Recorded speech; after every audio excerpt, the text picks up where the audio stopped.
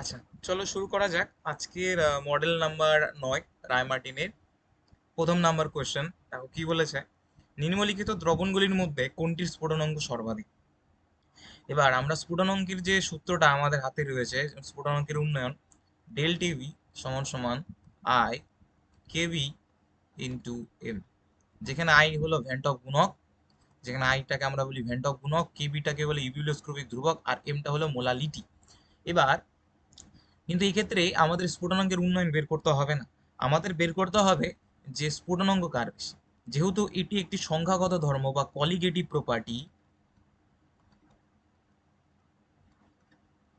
Colligative ধর্ম বা সংখ্যাগত ধর্ম, তার মানে এটা নির্ভর করতেছে কণা সংখ্যার উপর। কার উপর? কণা সংখ্যার উপর। যার কণা সংখ্যা বেশি সেই দ্রবণের উক্ত স্ফুটনাঙ্ক, যেটা আর কি কলিগেটিভ প্রপার্টি, উহা বেশি হবে।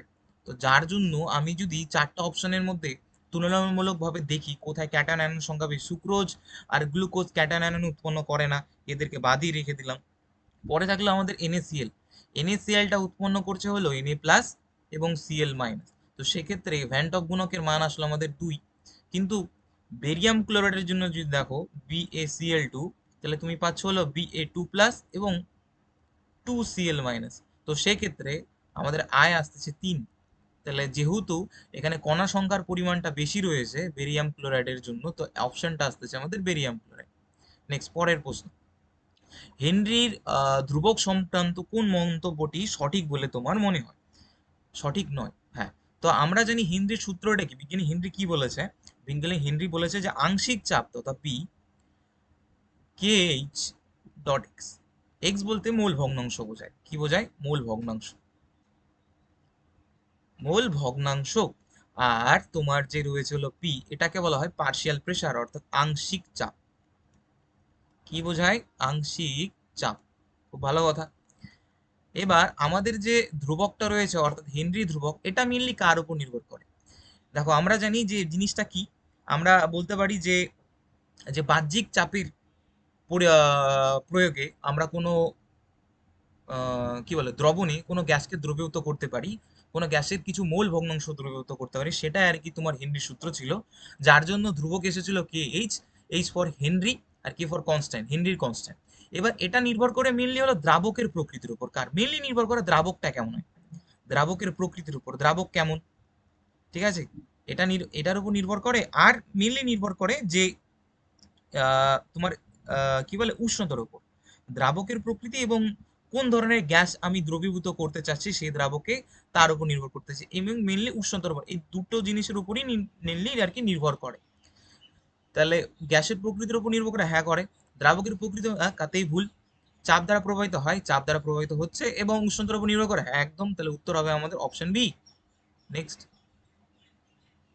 2 নম্বর পেজ বলেছে কে এফ। আচ্ছা আচ্ছা, দেখো কে এফ এর জন্য আমরা আসি ডেল টি এফ সমান সমান i K F into m. এটাকে বলে ক্রায়োস্কোপিক ধ্রুবক, যেটা আর কি হিমাঙ্ক অবনমনের জন্য আসে। আর যখন ইভিউলোস্কোপিক ধ্রুবক আসবে না বেটা, তখন আসবে কে বি। ঠিক আছে, আর আর ধ্রুবক হলো কে কেন কনস্ট্যান্ট, আর ক্রায়োস্কোপিক হলো কে এফ। মোলারিটি ধ্রুবক বলতে আর কি। তো এটা হলো ক্রায়োস্কোপিক বলতে অপশন বি। বলছে 300 কেলভিন উষ্ণতায়, খুব ভালো কথা, ইউরিয়ার জলীয় দ্রবণে অভিস্রবণ চাপ দেওয়া আছে 500 মিলিমিটার/এইচজি। লঘু করার পর 315 কেলভিন উষ্ণতায় অভিস্রবণ 105 হয়েছে। দ্রবণটিকে কত লঘু করেছে? খুব ভালো কথা।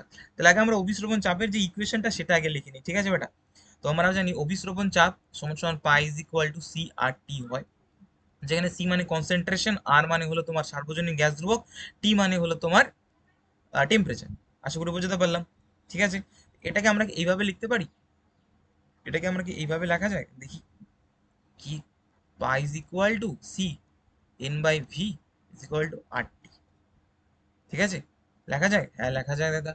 এবার কথা বলেছে, যেহেতু এখানে লঘু করা রয়েছে, তাহলে আমরা একটা জিনিস লিখতে পারি যে পাই ইজ ইকুয়াল টু, এখানে না লিখে আমরা এখানে লিখতে পারি যে n by V, n by V, n by V তো না, সরি, দাঁড়াও একটু দাঁড়াও,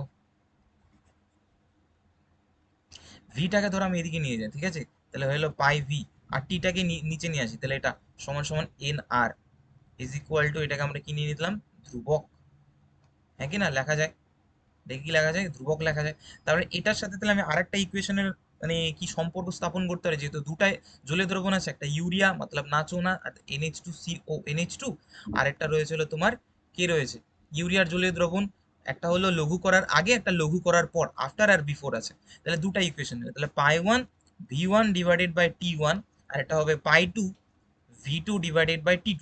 ঠিক আছে, এবার প্রত্যেকটার মান যদি আমি এখানে ইকুয়েশনে বসাই, তাহলে সেক্ষেত্রে কি হবে, অভিস্রবণ চাপের মান দেওয়া আছে, অভিস্রবণ চাপের মান দেওয়া আছে হলো তোমার 500, V1 আমরা জানি না, টেম্পারেচার হলো 300 কেলভিন, আর পাই 2 হলো তোমার 105 হয়েছে, আর ভি তোমার হলো তোমার সম্ভবত কত আমরা জানি না, এবং T2 হলো তোমার কত দেওয়া আছে, সম্ভবত কত দেওয়া আছে একটু দেখিনি, 315 হলো 315।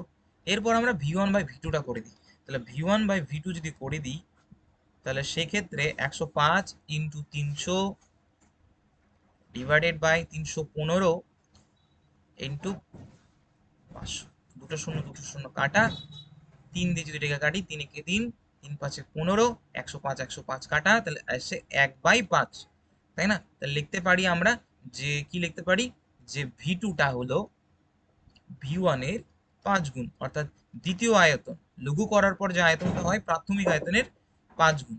তাহলে কত গুণ হবে, 5 গুণ। চলো নেক্সট 3 নম্বর এর দিকে যাওয়া যাক,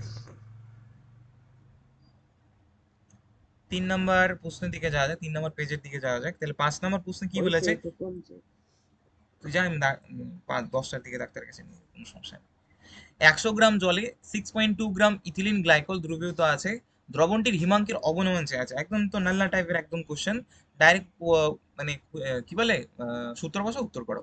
তো ডেল টিএফ সমান সমান i K F into m, বুঝতে পারলাম। এবার এক্ষেত্রে আমাদের ডেল টিএফ এর মান বের করতে বলেছে, তো ডেল টিএফ, এখানে আই এর ইকুয়েশনটা আমরা নিব না, কারণ এখানে যে ইথিলিন গ্লাইকলটা আছে দ্রবীভূত হয়ে ক্যাটায়ন আয়ন উৎপন্ন করে না, তাহলে আই বাদ হয়ে গেল। টিএফ এর মান আমি দেখতে পাচ্ছি 1.86, এবং মোলারিটির জন্য মোল বের করো, প্রদত্ত ভর বা আণবিক ভর, প্রদত্ত ভর কত, প্রদত্ত ভর কত বেটা, তো প্রদত্ত ভর যদি আমরা বের করি, মোলারিটি যদি ইকুয়েশন আমরা বসিয়ে দিই, তাহলে কি হবে, W2 into 10⁻³ divided by M2 into W1, হ্যাঁ কি না, এটা হলো মোলালিটির ইকুয়েশন। তো ডেল টি যদি আমরা বের করি, তাহলে 1.86 আসতেছে, W2 মানে প্রদত্ত ভর, 2 মানে সবসময় মনে রাখবা হলো দ্রাব্য, 2 মানে সবসময় মনে রাখবা হলো দ্রাব্য, আর 1 মানে সবসময় মনে রাখবা হলো দ্রাবক। ঠিক আছে, 1 মানে মনে রাখবা সবসময় দ্রাবক। তো W2 মানে দ্রাব্যের ভর, W1 মানে দ্রাবকের ভর। চলো চলো তাহলে ইকুয়েশনটা যদি আমরা লিখতে চাই, তাহলে W2 হলো দ্রাব্যের ভর হলো 6.2 ইন্টু 1000 ডিভাইডেড বাই আণবিক ভর হলো 62 ইথিলিন গ্লাইকলের, আর এমনি হলো জল দ্রাবকের ভর ছিল হলো 100। তাহলে হয়ে গেল না বস, তাহলে 6.2 পয়েন্ট উঠালাম, এখানে একটা শূন্য আসলো, এটা এটা কেটে গেল, হাজার হাজার কেটে গেল, তাহলে পড়ে থাকলো ডেল টিএফ সমান সমান 1.86 কেলভিন, হ্যাঁ কি না। নেক্সট পরের প্রশ্নের দিকে যাওয়া যাক, বলছে এফইওইচ সলের তঞ্চনের জন্য কোনটি সবচেয়ে বেশি কার্যকরী। দেখো, সুলজে হার্ডি নিয়ম অনুসারে, সুলজে হার্ডি নিয়ম অনুসারে তঞ্চন নির্ভর করে আধান, আধান সংখ্যার উপর, আধান যদি বেড়ে যায় তাহলে তঞ্চিত হবে, আর আমরা জানি ধনাত্মক সলের জন্য আমরা ঋণাত্মক কোনো তড়িৎ বিশ্লেষক ব্যবহার করব। তাহলে কে সিএল এর জন্য যদি দেখো কে প্লাস আর সিএল মাইনাস, K2SO4 এর জন্য দেখো, তাহলে কে প্লাস 2K প্লাস এবং SO4 2 মাইনাস, আর Na3PO4 এর জন্য যে দেখো Na প্লাস 3Na প্লাস আর হলো PO4 3 মাইনাস। এখানে আধান সংখ্যা আমি দেখতে পাচ্ছি বেশি আছে আধান, তাই না, 3টা প্লাস বা 3টে মাইনাস, আধান সংখ্যা বেশি এখানে, রেদার দেন এখানে 2টা আছে, এখানে একটা মাইনাস আছে, তাহলে উত্তর হবে Na3PO4।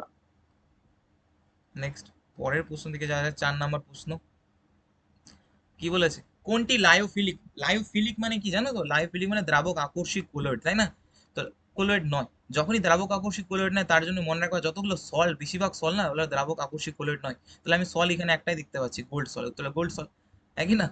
তো মেনলি আবারও বললাম যে ধাতব সলগুলো যেটা হয়, দেখো ধাতব সল অর্থাৎ গোল্ড সল, সিলভার সল, এগুলো লায়োফোবিক দ্রাবক বিকর্ষী কোলয়েড হয়, এদের সহজে প্রস্তুত করা যায় না, আর স্থায়িত্ব কম, আর অন্যদিকে দুধ, রক্ত, গাম, স্টার্চ, এটা দ্রাবক আকর্ষী হওয়ার মানে দ্রাবকের প্রতি আকর্ষিত হওয়ার জন্য এর আর আমরা সহজেই এদেরকে উৎপন্ন করতে পারি। ঠিক, স্থায়িত্বটাও বেশি। ইমালশন মেলাতে বলেছি, ইমালশন হলো লিকুইড প্লাস লিকুইড, অর্থাৎ জলে তরলে তরল কোলাইড, ঠিক আছে। আর জেলটা হলো কঠিনের মধ্যে তরলের ফ্লুইড। আর পরে থাকতেছে হলো ধনাত্মক আধান আর হলো ঋণাত্মক আধানযুক্ত সল। দেখো আমি এখানে এনওএইচ দেখতে পাচ্ছি, এনওএইচ রয়েছে ওইচ মাইনাস, হয়ে গেল ঋণাত্মক, তার জন্য এটা ঋণাত্মক সল। আর ধনাত্মক সল তাহলে বাদ বাকি যেটা গরম জল। নেক্সট পরের প্রশ্নের দিকে যাওয়া যাক, নেই প্রশ্ন, চলে যায় আমরা 5 নম্বর পেজে। বলছে বন্ধন কোণের ব্যাপারটা। দেখো NO2 প্লাস, NO2 প্লাসে এটা হলো এসপিরিডি হাইব্রিডাইজ, যার কারণে এটা হলো সরল রৈখিক টাইপের হয়। কেমন হয়? সরল রৈখিক টাইপের। আর সরল রৈখিক টাইপের ক্ষেত্রে আমাদের বন্ধন কোণ কত দাঁড়ায়? 108। কত দাঁড়ায়? 108, সরি হ্যাঁ 108 কেন বলছি, 180 ডিগ্রি। কত? 180 ডিগ্রি। তাহলে বন্ধন কোণ সবসময় কার বেশি হবে? Na2 প্লাসের। তাহলে অপশন পড়ে থাকতেছে আমার এটা নয়তো এটা, এই দুটো ক্যান্সেল আউট হয়ে গেল। এবার পরেরটা যদি দেখি NO2, NO2 তে একটি অযুগ্ম ইলেকট্রন থাকায় কি এসে থাকে? একটি অযুগ্ম ইলেকট্রন। কয়টা? একটি, ধরো অযুগ্ম ইলেকট্রন তো না, মানে এক কথায় লোন পেয়ার থাকবে, তো যার কারণে এখানে এর বন্ধন কোণটা একটু হ্রাস পেয়ে যাবে, বিকর্ষণ ফিল করবে, যে ভেসপ্যার থিওরি অনুসারে রিপালশন ফোর্স করবে, যার কারণে এর অ্যাঙ্গেলটা তুলনামূলকভাবে কম হয়ে যাবে।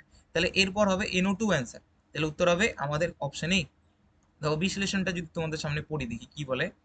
দেখো NO2 প্লাসে একটি নিঃসঙ্গ ইলেকট্রন যখন নাই, তার জন্য এটা স্পিডি হাইব্রিডাইজ, সরলরেখে 180 ডিগ্রি। NO2 তে একটি অযুগ্ম ইলেকট্রন আছে, যার কারণে এটার বন্ধন কোণ 134 ডিগ্রি হয়। বুঝতে পারলা? ওকে, নেক্সট পরের দিকে। আচ্ছা, আদ্র বিশ্লেষণ। আদ্র বিশ্লেষণ থেকে আমার মাথায় একটাই আসে যে আদ্র বিশ্লেষণ হাইড্রোলাইসিস।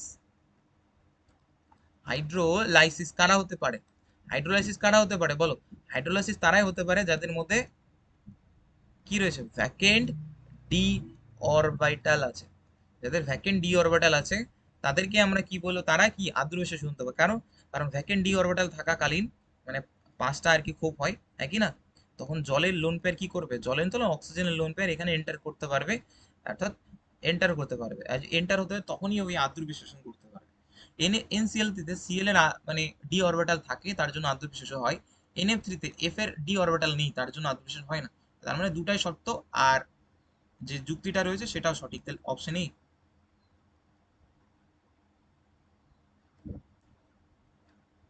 কোন হাইড্রাইটটি বিজারণ ক্ষমতা সব থেকে বেশি? দেখো PH3, নানা পাটিকার, নাকি না, নানা নানা পাটিকার, ঐশ্বর্যা, সব বিন্দাস, অর্থাৎ H3 এন্টার করিয়ে দাও।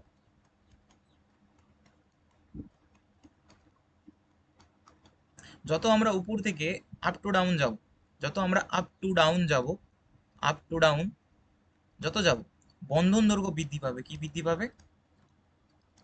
বন্ধন দৈর্ঘ্য বৃদ্ধি পায়। বন্ধন দৈর্ঘ্য কি হয়? বৃদ্ধি পায়। অর্থাৎ নাইট্রোজেন এবং হাইড্রোজেনের মধ্যে বন্ধন দৈর্ঘ্য, ধরো এটা থাকছে, ফসফরাসের, মানে আস্তে আস্তে বন্ধন দৈর্ঘ্য বৃদ্ধি পাবে। বন্ধন দৈর্ঘ্য যত বৃদ্ধি পাবে, এই বন্ধন দৈর্ঘ্য যত বৃদ্ধি পাবে, তাহলে বন্ধন যে বন্ধনটা সেটা অত্যন্ত দুর্বল হয়ে যাবে। অর্থাৎ বন্ধন বিভাজন শক্তি, বন্ড ডিসোসিয়েশন এনার্জি কি হবে? হ্রাস পাবে। অর্থাৎ বন্ধনটা খুব তাড়াতাড়ি ভেঙে গিয়ে এবং এটা এইচ প্লাস হিসেবে বেরিয়ে যেতে পারবে। অর্থাৎ নিচের দিকে বন্ধন দৈর্ঘ্যটা বেশি, যার কারণে বন্ধন বিভাজন শক্তি কম, বন্ডিংটা দুর্বল দুর্বল হয়ে গেছে, এবং এইচটা খুব অনায়াসে বেরিয়ে যেতে পারবে, যার কারণে এর বিজারণ ক্ষমতা বেশি। তাহলে আমরা তো জানি যে যেখান থেকে এইচ প্লাস বেরিয়ে যায় সেখানে তার বিজারণ ক্ষমতা বেশি। তাহলে উত্তরটা হলো তোমার হলো ওই BIS, মানে বিসমাথের আর কি বিজারণ ক্ষমতা বেশি। তার সাথে সাথে এটাকে তুমি অন্যভাবে যদি নাও, এর অ্যাসিডিক পাওয়ারটাও বিসমাথেরই বেশি। আশা করি বুঝতে পারলাম। নিচের দিকে জলীয় বাষ্পের উপস্থিতিতে SO2 বিরঞ্জন ক্ষমতা দেখায়। একদম। সালফার ডাইঅক্সাইড যখন জলের সাথে রিয়াকশন করে তখন উৎপন্ন করে সালফিউরিক অ্যাসিড, এবং উৎপন্ন করে হলো জাইমান হাইড্রোজেন। এই জাইমান হাইড্রোজেন যখন রঙিন বস্তুর তৎপরতায় আসে, মানে কালারিং বস্তুর সংস্পর্শে আসে, তাকে কি করে দেয়? কালারলেস করে দেয়। কিন্তু এটা অস্থায়ী প্রকৃতির, বুঝতে পারলা? যখন আবার অক্সিজেন আসে তখন আবার জারিত হয়ে আবার আগের অবস্থায় কালারটা ফিরে পায়, মানে ভালো বিরঞ্জন ক্ষমতা দেখায় না। ক্লোরিন ভালো দেখায়, জানো, কারণ ক্লোরিনে জাইমান অক্সিজেন তৈরি হয়। ভালো কথা, সেটা আমরা পড়ছি না। সালফার ডাইঅক্সাইডের জারণ বিজারণ ধর্ম উভয় বর্তমান। দেখো সালফার ডাইঅক্সাইডের যদি তুলনা করি সালফারের, ঠিক আছে, এই সালফারের তাহলে জারণ সংখ্যা হয় +4, সালফার যেহেতু 16 নম্বর গ্রুপে আছে, ও এস এসি কি তেসি, ঠিক আছে, এদের মিনিমাম জারণ সংখ্যা +6 তো হবে, আর লোয়েস্ট জারণ সংখ্যা 2 বিয়োগ করো এখান থেকে 4, আরো 2 বিয়োগ করো তাহলে +2, অলওয়েজ -2। তাহলে এরা এত সংখ্যা জারণ সংখ্যা প্রদর্শন করতে পারছে। যেহেতু +4 করতে পারবে, তাহলে এর একটা প্রবণতা থাকবে +6ও করতে পারবে, এর প্রবণতা থাকলে +2ও করতে পারবে। জারণ সংখ্যা বৃদ্ধিকে জারণ বলে, জারণ সংখ্যা হ্রাসকে বিজারণ বলে। তার মানে জারণ আর বিজারণ, জারক আর বিজারক উভয় হিসেবে কাজ করতে পারবে সালফার। তাহলে এর উত্তরটাও সঠিক, একই না? তাহলে বিবৃতমান বিবৃতি দুটাই সঠিক। নেক্সট পরের প্রশ্নের দিকে যাওয়া যাক, 7 নম্বর পেজ। দেখো কি বলেছে, SF4 এর গঠনে কোন তথ্যটি সামঞ্জস্যপূর্ণ নয়, এক কথায়। চলো দেখা যাক, SF4 এর যদি আমি হাইব্রিডাইজেশন বের করি, তো Z = ½ সালফার যেহেতু 6 নম্বর গ্রুপে আছে, 4 দিয়ে যোগ করে আমরা 10 বের করবো, তাহলে 5 আসলো। তাহলে উত্তর আসলো sp3d। এবার এই লোন পেয়ার যদি বের করো, লোন পেয়ার হবে তোমার একটি। আশা করে বুঝতে পারলাম লোন পেয়ার কেমন হবে, একটি। তাহলে এর স্ট্রাকচারটা কেমন হবে, এমন SF4,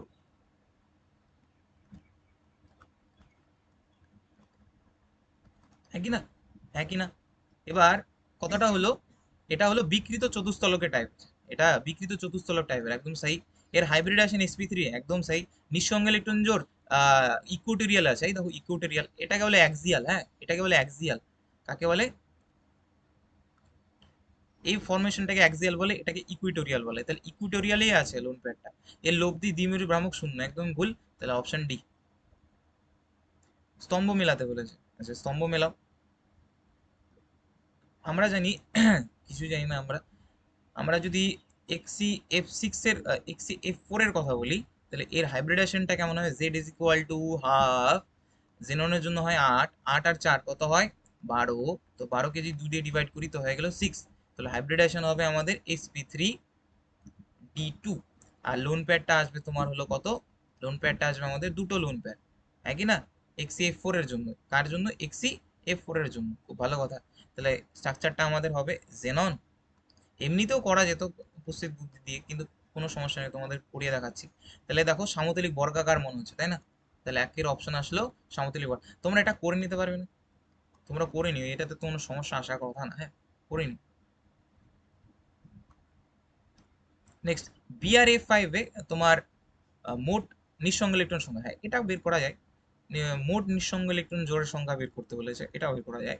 দেখো জেড যদি আমি ই করি, তা হাফ ইন্টু ব্রোমিনের জন্য হয় 7, 7 আর 5, তাহলে হয়ে গেল তোমার 12 ডিভাইডেড বাই 2, 6। তাহলে হবে sp3d2।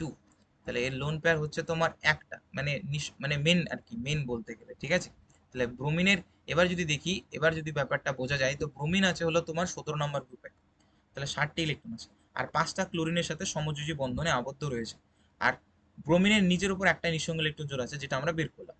এবার প্রতিটি ফ্লুরিন বাইরের কক্ষে মোট 3টি করে, 3 × 5 = 15 নিঃসঙ্গ ইলেকট্রন জোড় থাকবে। তাহলে 3 × 5 = 15, আর একটা আমার যোগ করলাম, তাহলে হয়ে গেল 16টা। মানে একটা বের করার উদ্দেশ্য একটাই, যে ব্রোমিনের কটা রয়েছে, বুঝতে পারলা?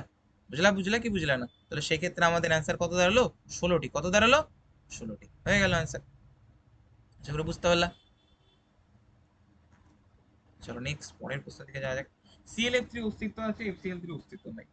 দেখো বেটা, এখানে এই অস্তিত্বর ব্যাপারের জন্য তোমাকে ডি অরবিটালটাকে মনে রাখতে লাগবে, ঠিক আছে। ফ্লুরিনের ফ্লুরিনের ডি অরবিটাল নেই, এটা নেই। তো যার কারণে এই অন্যান্য লবণ বা অন্যান্য সামথিং হ্যালোজেনের সাথে যুক্ত হতে পারে না, আন্তঃহ্যালোজেন গঠন করতে পারে না। কিন্তু অন্যান্য যে কি বলে ডি কক্ষক থাকায়, তার জন্য এরা হ্যালোজেন গঠন করতে পারে। তাহলে প্রথম অপশনটা সঠিক, কারণ ক্লোরিনের হলো ডি কক্ষক রয়েছে, বাট এফ এর ডি কক্ষক নেই। আইসিএল এর সক্রিয়তা I2 অপেক্ষা বেশি, একদম। আইসিএল এক প্রকার আন্তঃহ্যালোজেন, জানো তো? আর আন্তঃহ্যালোজেনের যে বন্ধনটা, আন্ত হ্যালোজেন, আর আন্তঃহ্যালোজেনের বন্ধনগুলো বন্ডগুলো কেমন হয়, ধ্রুবীয় টাইপের হয়। কেমন হয়, পোলার টাইপের হয়। কেমন হয়, পোলার, ধ্রুবীয় টাইপের হয় আইসিএল। তো যার কারণে এদের বন্ধনটা, বা এদের সক্রিয় সক্রিয় সক্রিয় না সক্রিয় টাইপের হয়, ঠিক আছে। এই দেখো এখানে লিখে দেওয়া আছে, আইসিএলটা হলো অসম এবং পোলার প্রকৃতির হয়, তার জন্য বিশুদ্ধ হ্যালোজেন থেকে যে দুর্বল এবং অধিক সক্রিয়।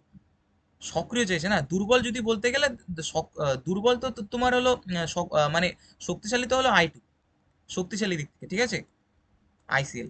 কিন্তু সক্রিয় শক্তিশালী ভালো, তাহলে এরা মানে সক্রিয় না, এক কথায় শক্তিশালী তো সক্রিয় না। আর যারা শক্তিশালী নয়, দুর্বল, তারাই তাহলে সক্রিয়।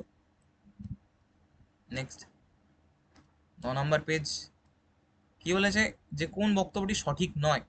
যখন CH3I মানে আর এক্স যখন MgX এর সাথে রিয়াকশন করে তাহলে উৎপন্ন হয় আর আমাদের গ্রিগনার বিকার হয়, একদম সেই।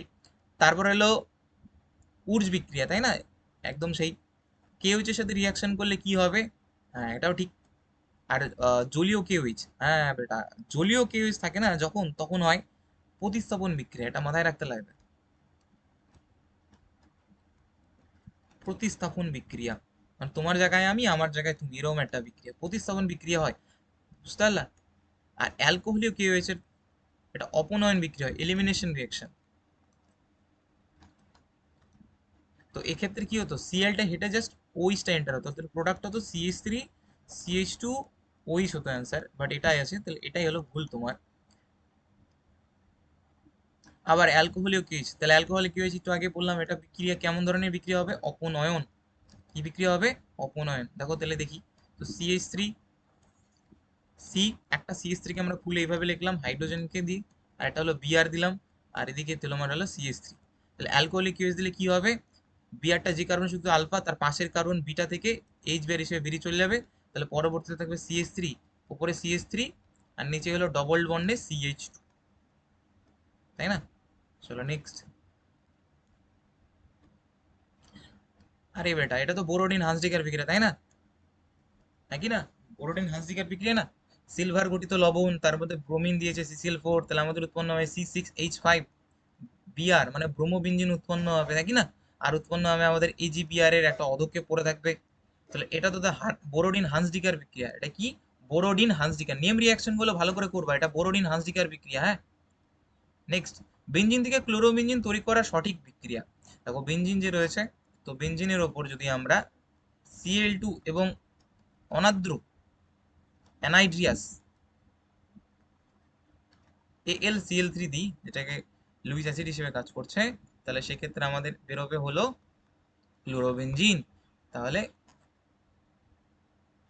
নেক্সট,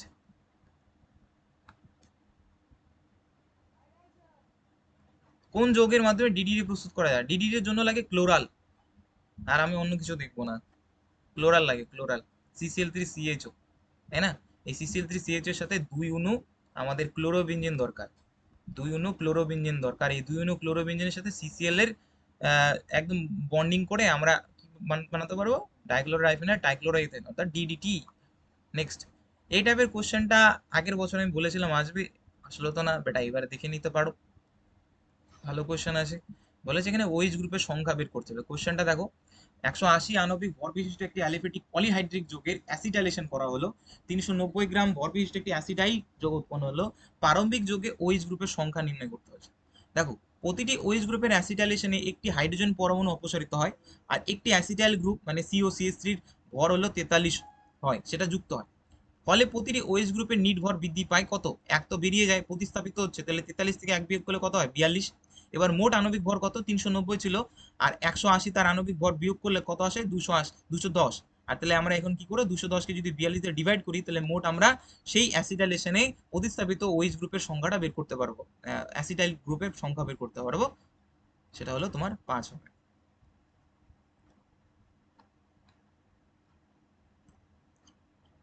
এবার ফেনলকে শনাক্ত করার উপায়, কার সাহায্যে আমরা ফেনলকে শনাক্তকরণ করতে পারি, টোলেন্স বিকারক না, Na2CO3 না, গাঢ় H2SO4 না, APCl3 দিলে বাদামি বর্ণের এক ধরনের একটা কমপ্লেক্স কম্পাউন্ড, একটা জটিল যৌগ তৈরি করবে, বুঝতে পারলে, একটা জটিল যৌগ তৈরি করে। এই জটিল যৌগটা কেমন টাইপের হয়, বাদামি টাইপের, ব্রাউন টাইপের হয়। নেক্সট, CH3ONA আর C2H5 দেওয়া আছে, এই বিক্রিয়াটি কোনটি সঠিক নয় বলে তোমার মনে হচ্ছে। দেখো বেটা, এটা এক প্রকার উইলিয়ামসন ইথার সংশ্লেষণ, উইলিয়ামসন ইথার সংশ্লেষণ, ঠিক আছে, আর উইলিয়ামসন ইথার সংশ্লেষণ, আর এটা একটা হলো SN2 রিয়াকশন, ঠিক আছে, ব্যাক সাইড অ্যাটাক করে হয়। আর এই বিক্রিয়া মেনলি আমরা অপ্রতিসম ইথার তৈরি করতে পারি। 3 ডিগ্রি অ্যালাইড ব্যবহার করলে এই বিক্রিয়া ভালো হয়, এটা একদমই ভুল কথা। তারপর কি বলেছে, টার্ট, ডাই টার্ট বিউটাইল ইথারকে আলো এবং বায়ুর উপস্থিতিতে রাখলে পারক্সাইড যৌগ উৎপন্ন হয়, একদম সঠিক কথা। এবং টার্ট বিউটাইল ইথারে আলফা হাইড্রোজেন পরমাণু নেই, তার জন্যই তো এটা আর কি পারক্সাইড যৌগে পরিণত হচ্ছে, তাই কি না?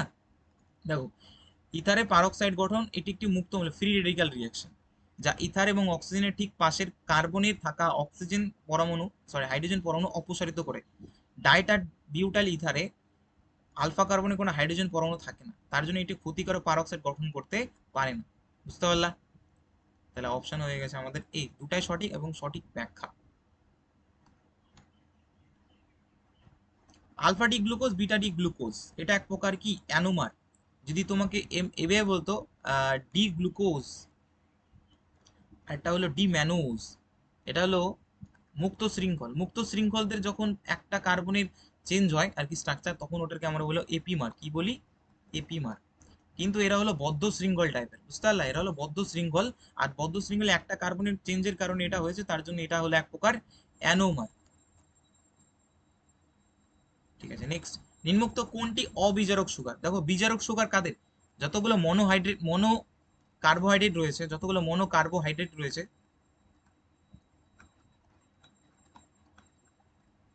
আর যতগুলো আর কি ডাইস্যাকারাইড রয়েছে, এক্সেপ্ট আমাদের সুক্রোজ। কারণ সুক্রোজ তৈরি হয়, সুক্রোজকে ভাঙলে আমরা গ্লুকোজ আর ফ্রুক্টোজ পাই। এই গ্লুকোজ আর ফ্রুক্টোজ, গ্লুকোজের 1 নম্বর কার্বন এবং ফ্রুক্টোজের 2 নম্বর কার্বনের মধ্যে গ্লাইকোসাইডিক বন্ড দেখা যায়, জানো তো? এই গ্লাইকোসাইডিক বন্ডের অংশগ্রহণ নাই, ভালো কথা, কিন্তু এখানে কোনো মুক্ত হেমি অ্যাসিটাল গ্রুপ থাকে না। যদি না থাকে তাহলে ওটাকে বিজারিত করতে পারবে না, তাহলে এটা হয়ে গেল অবিজারক সুগার। তাহলে উত্তর হবে আমাদের সুক্রোজ।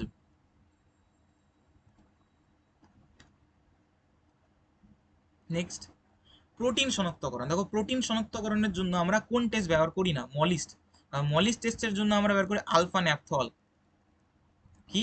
আলফা ন্যাপথল আর কিছু অ্যালকোহল, অ্যালকোহলের সলিউশন।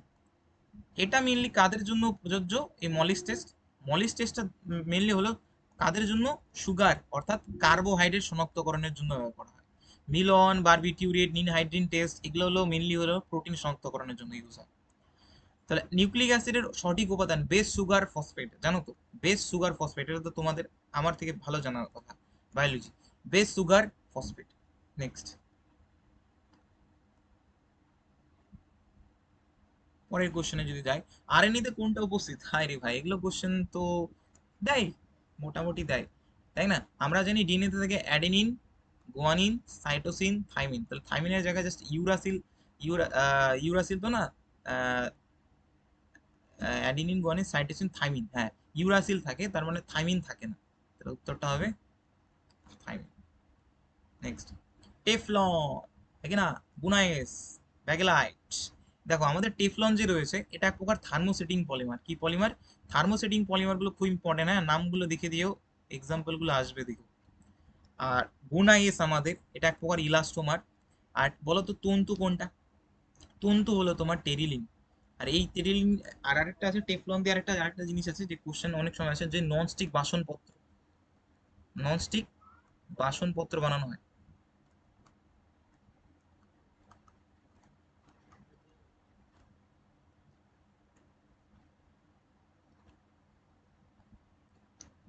নেক্সট, নিম্নোক্ত কোনটা অর্ধকৃত্রিম সেমি সিনথেটিক? সেলুলোজ তো না, সেলুলোজ হলো তোমার প্রাকৃতিক টাইপের, পিভিসি হলো তোমার কৃত্রিম টাইপের, ডিএনএ তোমার প্রাকৃতিক, রেয়নটা হলো তোমার অর্ধকৃত্রিম। ঠিক আছে। গাটা পারচা, ট্রান্স পলি আইসোপ্রিন, ট্রান্স পলি আইসোপ্রিনটা হলো তোমার গাটা পরচা, আর সিসটা হলো তোমার প্রাকৃতিক রবার। সিসটা তোমার হলো প্রাকৃতিক রবার। আর এটা দিয়ে আবার অবশ্য ট্রান্স আইসোপ্রিন দিয়ে আবার গলফ বলও বানানো হয়। কি? Golf ball. ইম্পর্টেন্ট ভাই। Next, last question, vulcanisation. ভ্যালকানাইজেশনে মেনলি আমাদের আড়াআড়ি ভাবে, আড়াআড়ি কি বন্ধন করা হয় জানো তো? আড়াআড়ি সালফার বন্ধন করা হয়, সালফারের বন্ড করা হয়, বন্ডিং করা হয়। কিসের জন্য? এই তো ধরো দৃঢ়তা বাড়ানোর জন্য, টান শক্তি, তাপন সহনশীলতা, স্থিতিস্থাপকতা, এগুলো চটচটে ভাব এগুলো বাড়ানোর জন্য না। তাহলে উত্তর ভুল এটা। ঠিক আছে, তাহলে এখানে সমতা থাকলো তোমাদেরই। দেখার জন্য অনেক ধন্যবাদ। কে দেখেছে জানি না, বাট হ্যাঁ, দেখে থাকো তাহলে তোমাদের সুবিধা হবে। ঠিক আছে, দেখা হচ্ছে অন্য একটা ভিডিওতে। বাই।